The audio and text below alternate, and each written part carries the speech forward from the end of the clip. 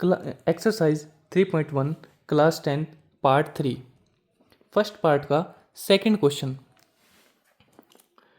5 pencils and 7 pens together cost ₹50। 5 pencil और 7 pen की कीमत कितनी दी हुई है? 50 रुपये दी हुई है। वेर एज जबकि 7 pencil and 5 pens together cost कितनी है? 46। 7 पेंसिल और 5 पेन की कीमत क्या दी है? 46। Find the cost of 1 pencil. हमें फाइंड निकालना है। जब हमें निकालना है, क्या निकालना है? कोस्ट ऑफ 1 पेंसिल, 1 पेंसिल और 1 पेन। जब हमें निकालना होता है तो एक को तो हम x मान लेते हैं, पेंसिल को हम x मान लेंगे, पेन को हम y मान लेंगे। लेट कोस्ट ऑफ 1 पेंसिल, हमारे पास क्या जब जो हमें निकालना होता है, जो हमें फाइंड द कोस्ट ऑफ, जो हमें निकालना होता है उसको एक को हम x मान लेंगे और एक को हम y। हम एक पेंसिल और पेन की कोस्ट निकालनी है तो इसको हम x मान लेंगे। लेट कोस्ट ऑफ 1 पेन, इसको हम क्या मान लेंगे? y। अब अकॉर्डिंग टू क्वेश्चन,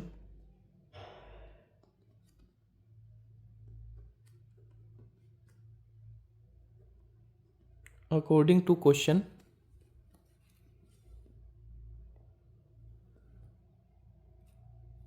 अब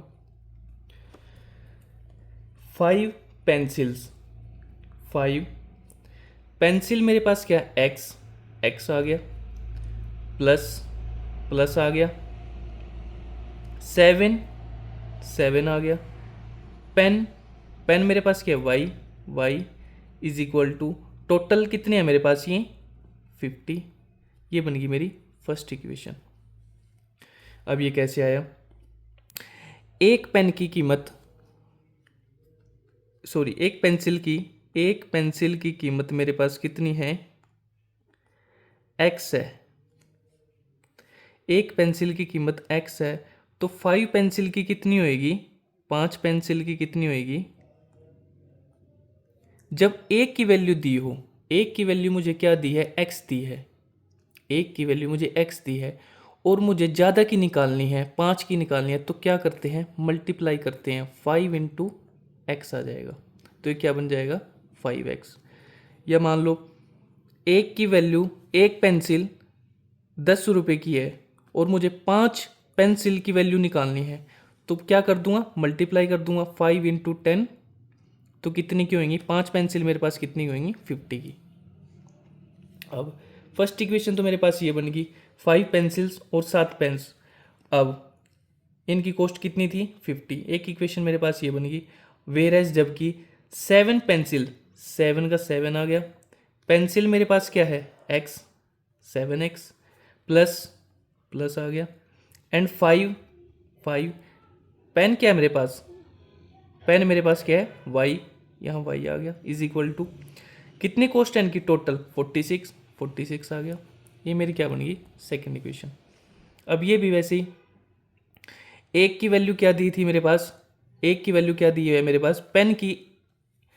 एक पेन की वैल्यू मेरे पास क्या दी है? एक पेन की वैल्यू मेरे पास y दी है। और 7 एक पेंसिल की,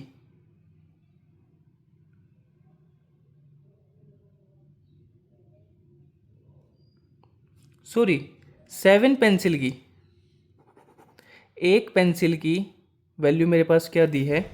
एक पेंसिल की x दी है। 7 की पूछी है उसने, 7 पेंसिल की। जब एक की वैल्यू दी है, ज़्यादा की निकालनी है तो क्या होगी? 7 पेंसिल की निकालनी है तो क्या होगा? मल्टीप्लाई होगी तो ये क्या हो जाएगा? 7x। तो ऐसे ही ये 7x आया। फिर 5y इज इक्वल टू, इनकी टोटल कॉस्ट ये 46 है। अब ये मेरे पास दो इक्वेशंस बन गई। अब इन दोनों इक्वेशन को मैं क्या करूँगा? सोल्व करूँगा। कैसे? ग्राफिकली। इनको ग्राफिकली सोल्व करेंगे। 5x, इनको सोल्व करेंगे ग्राफिकली।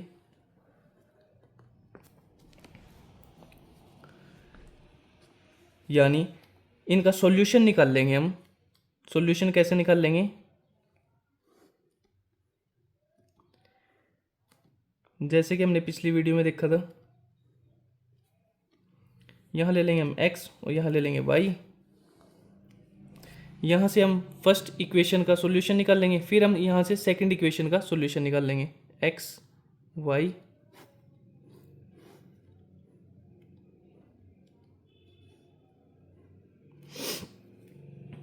पहले मैं फर्स्ट इक्वेशन लूँगा, 5x plus 7y is equal to 50।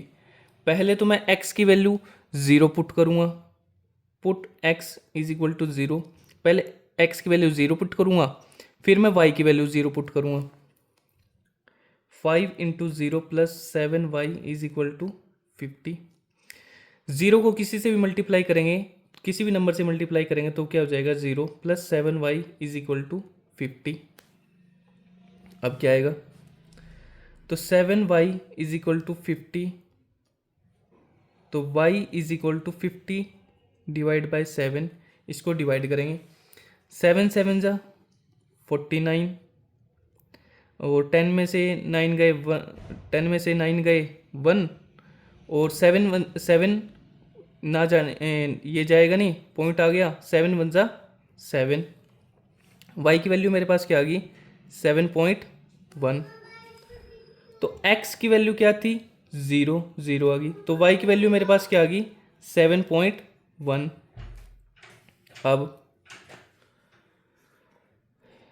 अब यहां मैंने x की वैल्यू 0 पिट की थी, यहां मैंने x की वैल्यू 0 पिट की थी। अब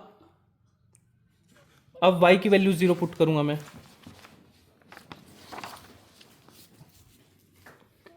put y is equal to 0। 5x plus 7y is equal to 5x plus 7y is equal to 50। Put करूंगा y की वैल्यू 0। यहां पर मैंने x की वैल्यू 0 पुट की, यहां पर आप कुछ भी पुट कर सकते हो, 1 2 3 4 5 कुछ भी पुट कर सकते हो। मैं यहां पे 0 लेके चल रहा हूं। 5x प्लस 7 इंटू वाई की value 0 is equal to 50। 5x plus 7 into 0, 0 को किसी भी नंबर से मल्टीप्लाई करेंगे क्या हो जाएगा 0 इज इक्वल टू 50। तो 5x इज इक्वल टू 50, तो x is equal to 50 divide by 5। ये क्या आ गया मेरे पास, 5 1 5, x की वैल्यू क्या आ गई 10। x की वैल्यू क्या आ गई थी मेरे पास 10, और y की वैल्यू क्या आएगी, y की वैल्यू तो मैंने 0 पुट की थी, y की वैल्यू क्या आ गई मेरे पास 0। अभी एक सॉल्यूशन मेरे पास ये आ गया, एक सॉल्यूशन मेरे पास ये आ गया, और एक सॉल्यूशन मेरे पास ये आ गया। अब सेकंड इक्वेशन को सोल्व करेंगे। 7x plus 5y, 7x plus 5y is equal to 46, is equal to 46। पहले पुट करेंगे x की वैल्यू 0, फिर y की वैल्यू को 0 पुट करेंगे। 7x plus 5y is equal to 46, put y की वैल्यू क्या पुट करेंगे यहाँ पे 0। पहले x की वैल्यू 0 पुट करेंगे, कुछ भी ले सकते हो आप, ये जरूरी नहीं है कि 0 भी, कोई भी नंबर ले सकते हो आप यहाँ पे। मैं यहाँ पे 0 लेके चल रहा हूँ। 7 इंटू 0, एक्स की वैल्यू 0 है, plus 5y is equal to 46। 0 को 7 से 0 को किसी भी नंबर से मल्टीप्लाई करेंगे 0 आएगा, plus 5y is equal to 46। y is equal to 46, ये इसके डिवाइड में चला जाएगा। 5 9 ज़ा 45, 6 में से 5 गए 1 पॉइंट, 5 2 ज़ा 10, 9.2 आएगा। y की वैल्यू क्या आ गई मेरे पास 9.2, y की वैल्यू मेरे पास क्या आ गई 9.2, और x क्या थी, x तो मैंने 0 पुट की थी, x की वैल्यू क्या आ गई मेरे पास 0। अब x की वैल्यू 0 पुट की थी, अब y की वैल्यू 0 पुट करेंगे। 7x प्लस 5 इंटू वाई की value 0 is equal to 46। 7x plus 0 को 5 से मल्टीप्लाई करेंगे 0, 46। 7x is equal to 46, x is equal to 46 divide by 7। 7 6 ज़ा 42, 6 में से 2 गए 4 और 7 5 ज़ा 35, ये क्या आ गई मेरे पास 6.5 आ गई। तो x की वैल्यू मेरे पास क्या आ गई 6.5 और y की वैल्यू क्या आएगी, y तो मैंने 0 पुट की थी, y की वैल्यू क्या है 0। अब मेरे पास फर्स्ट इक्वेशन के भी 2 सॉल्यूशन आ गए, सेकंड इक्वेशन के भी मेरे पास 2 सॉल्यूशन आ गए। अब इसको हम ग्राफ पे करेंगे। ग्राफ पे हमने पिछली वीडियो में हमने देख लिया था कैसे इसको इन सॉल्यूशन को ग्राफ पे बनाते हैं।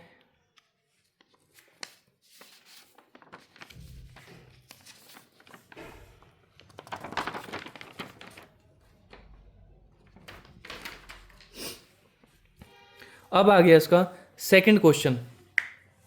सेकंड क्वेश्चन हमारा क्या है, on comparing the ratio A1 by A2, on comparing the ratio A1 by A2, B1 by B2 and C1 by C2, find out whether the lines representing the following pairs of linear equation intersect at a point are parallel or coincident। हमें क्या करना है, हमें compare करना है ratio A1 A2, B1 B2, C1 C2। फिर हमें क्या करना है, फिर हमें फाइंड आउट करना है। क्या फाइंड करना है कि जो हमारे पास हमें क्या फाइंड करना है, जो हमारे पास लीनियर इक्वेशन है, जो हमारे पास ये जो लीनियर इक्वेशंस दी गई हैं, लीनियर इक्वेशन जो दी गई हैं वो इंटरसेक्टिंग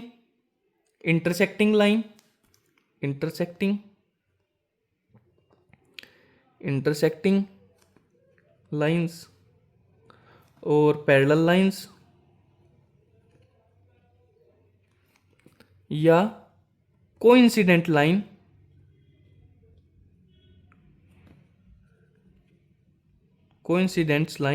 बनाएंगे।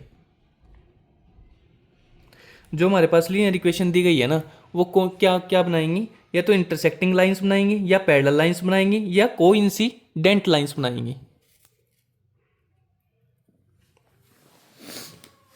अब वही सबसे पहले क्या करेंगे, कंपेयर करेंगे। कंपेयर कैसे किसके साथ करेंगे, compare with standard equation of linear equation in two variables. Compare करेंगे लीनियर इक्वेशन की स्टैंडर्ड इक्वेशन के साथ जो 2 वेरिएबल में हो। अब नाउ लिख लेते हैं स्टैंडर्ड इक्वेशन। एक होती है A1 x plus B1 y plus C1 is equal to 0। Second क्या होती है A2 x plus B2 y plus C2 is equal to 0। अब यहाँ से हम A1 की वैल्यू निकाल लूँगा, B1 की, C1 की। x के आगे जो होती है वो A1 की वैल्यू होती है, y के आगे जो होती है वो B1 की होती है, और जो कांस्टेंट होते हैं जिनके आगे पीछे कुछ वेरिएबल नहीं होता, x y कुछ नहीं होता, वो किसकी वैल्यू होती है, c की वैल्यू होती है। तो पहले मैं लिख लूँगा A1 की वैल्यू, B1 की वैल्यू और C1 की वैल्यू। A1 की वैल्यू क्या है, ये है, पहले मैं फर्स्ट इक्वेशन को लेता हूँ फिर मैं सेकंड इक्वेशन को लेता हूँ। x के आगे जो है वो A1 की वैल्यू है, x के आगे क्या है 5, वो किसकी वैल्यू है, A1 की वैल्यू आ गई। y के आगे किसकी वैल्यू है, y के आगे B1 की वैल्यू है, y के आगे किसकी वैल्यू है, B1 की वैल्यू है, 4 आ गया। लेकिन साइन ध्यान रखना है, साइन अगर प्लस का है तो प्लस का आएगा, माइनस है तो माइनस का 4 आएगा। B1 की वैल्यू आ गई। अब C1 क्या है, C1 तो कांस्टेंट है, कांस्टेंट इसके आगे पीछे कोई भी वेरिएबल नहीं है, वेरिएबल मतलब x y z कुछ नहीं है, तो ये क्या है, कांस्टेंट है। तो C1 की वैल्यू क्या आ गई, 8 आ गई। प्लस का है तो प्लस का आ गया। अब ऐसे ही A2 की वैल्यू निकाल लेंगे, B2 की वैल्यू निकाल लेंगे और C2 की वैल्यू निकाल लेंगे। x के आगे जो है वो A2 की वैल्यू है, y के आगे जो है वो B2 की वैल्यू है, जो कांस्टेंट है वो C2 की वैल्यू है। एक्स के आगे जो है वो किसकी वैल्यू है, एक्स के आगे किसकी वैल्यू है, A2 की वैल्यू है, तो ये किसकी वैल्यू हुई, A2 की वैल्यू क्या हुई 7। y के आगे क्या है, B2 की वैल्यू, y के आगे क्या है, B2 की वैल्यू, B2 की वैल्यू 6 आ गई। कांस्टेंट है C2, constant x Y Z कुछ नहीं आगे पीछे, तो किसकी वैल्यू है, C2 की वैल्यू है। C2 क्या है मेरे पास 9, लेकिन साइन साइन ध्यान रखना है, प्लस का है तो प्लस का, माइनस है तो माइनस का 9 आएगा। अब A1 now A1 by A2, B1 by B2 और C1 बाई C2। A1 मेरे पास क्या है 5, A2 क्या है 7 और B1 क्या है मेरे पास, B1 की वैल्यू है -4, B2 क्या है मेरे पास, B2 6 आ गया, C1 क्या है मेरे पास 8 है, C2 क्या है मेरे पास -9 है। अब 5/7 -4/6 8/9, ये कोई भी इसमें पहली दो इसमें मैं लिखवा देता हूँ A1/A2 और नॉट इक्वल B1/B2। हमें पहली दो देखनी होती हैं, अगर पहली दो इक्वल ना हो, देखो अगर यहाँ 5/7 है तो क्या यहाँ भी 5/7 है, नहीं, ये इक्वल नहीं है। A1/A2 B1/B2 नॉट इक्वल है, इक्वल ना हो तो वो कौन सी लाइंस बनाएंगी, तो वो इंटरसेक्टिंग लाइंस बनाती हैं, इंटरसेक्टिंग लाइंस बनाती हैं। अब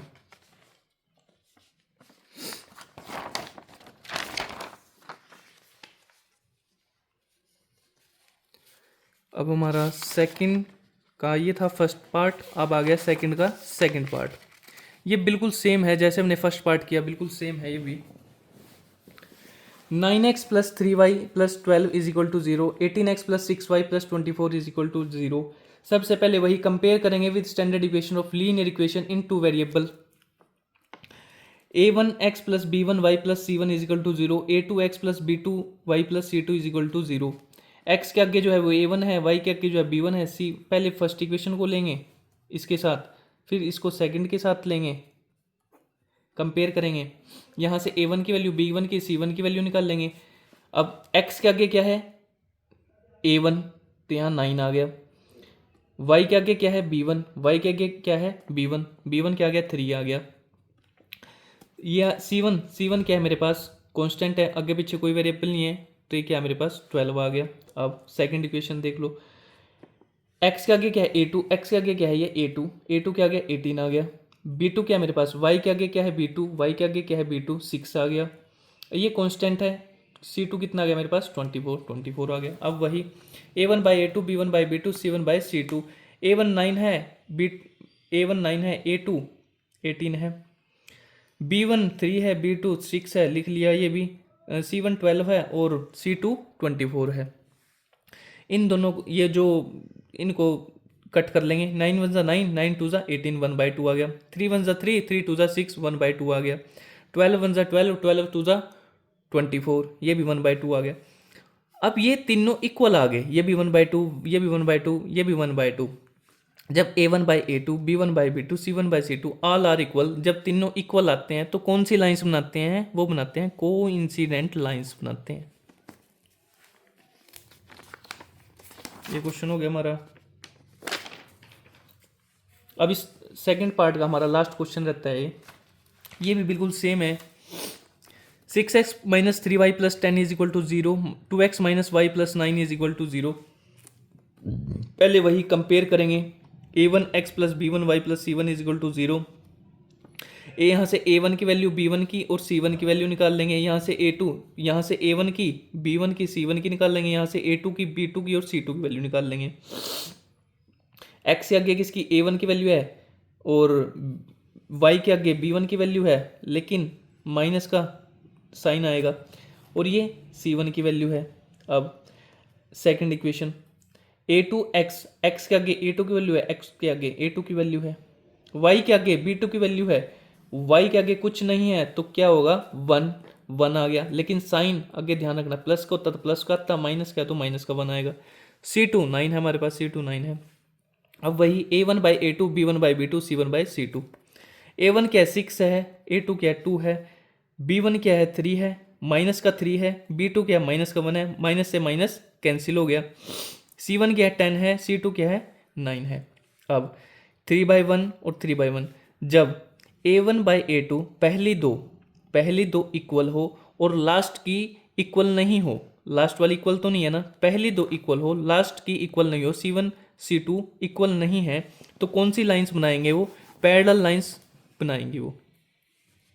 आज के लिए इतना ही, नेक्स्ट वीडियो में हम करेंगे थर्ड पार्ट।